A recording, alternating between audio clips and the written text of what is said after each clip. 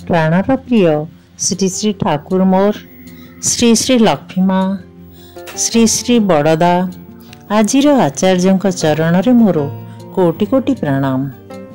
ठाकुर परिवार समस्त चरण रे मोर कोटि कोटि प्रणाम और समस्त गुरु भाई माँ मानक मोर अंतरर जय गुरु। केमिति अछंती आपण माने? श्री श्री ठाकुर कृपारू समस्ते भलरे थिबे बोली मोर आशा। मु आज श्री श्री ठाकुर श्रीमुख निःसृत नारीर नीतिर 104 बाणी आपण मानक आज सुनाबी। भूल थिले क्षमा देवे।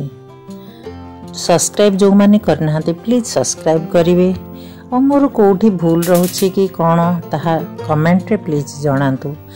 आपण माने कमेंट रे जणाइले श्री श्री ठाकुर प्रति आपण मानक भल पाइबा केते जना पड़ुची, सेटा ही मते बहुत भल लागुची।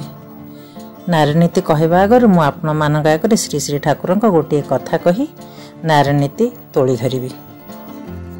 जल भली ही निजर अंतर को भी स्थिर आउ निर्मल रखिबाकू हेबो, तेबे ही सेही माछ गुड़िक भली तुमे ईश्वर को देखि परिबो। श्री आचार्य देव कहिसंती। कौनसी जने महात्मा को निकटरे जने बाचाल व्यक्ति आसी कहूछि आपण मते ईश्वर दर्शन कराई पारिबे? महात्मा कहउछंती हाँ पारिबी, किंतु सेथिपाई तुमर 1 मास मौन व्रत पालन करबाकू हेबो। सेही व्यक्ति राजी हेला एवं अति कष्टरे 1 मास चुप होई रहिला। सेतेबेले सेही महात्मा तांकू नेई गले एक नदीर धारकू। नदीर जल स्वच्छ। महात्मा लोकटी को कहिले तुमे नदीर तल पर्यंत देखि पारुछ? माछ गुडी को देखि पारुछ? से हाँ कहला। सेतेबेले सेही महात्मा किछि पत्थर नदी पानी रे फोपाड़ू फोपाड़ू कहले एथर पारुछ? लोकटी कहला किपरि पारिबी, जल तो गुलिया हो जाइछि, उथल पुथल करुछि। साधु सेतेबेले कहले सेही जल भली ही निजर अंतर को भी स्थिर आउ निर्मल रखिबाकू हेबो, तेबे ही सेही माछ गुड़िक भली तुमे ईश्वर को देखि पारिबो। आउ ईश्वर ही सीए जीए अणु को महत करी तोली पारंती। जांको दयारु आम्भे माने तुच्छतारु उठी महान जीवन लाभ करि पारु। ईश्वर ही सीए ही जीए एही समस्त किछिर कारण पुरुष। मु भी सामान्य मानव, किंतु आपण मानक सामनारे जा किछि कहिली सबु ही मोर ठाकुरंकर कुहा कथा।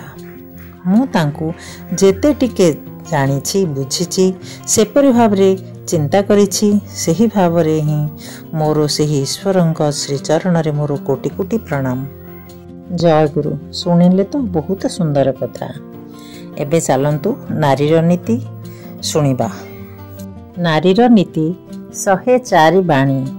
छद्मवेशी पातित्य।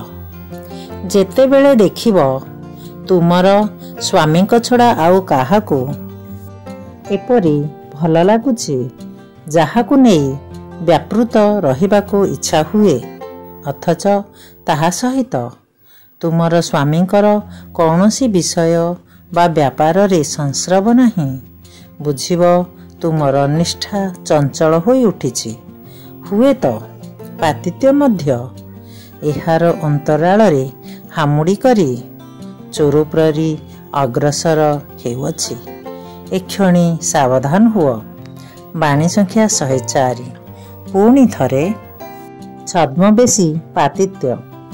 जेतेबेले देखिब तुमर स्वामी छड़ा आउ काहाकू एपरी भल लागुछि जाहाकू नेई व्यापृत रहिबाकू इच्छा हुए, अथच ताहा सहित तुमर स्वामींकर कौनसी विषय बा व्यापार रे संस्रव नाही।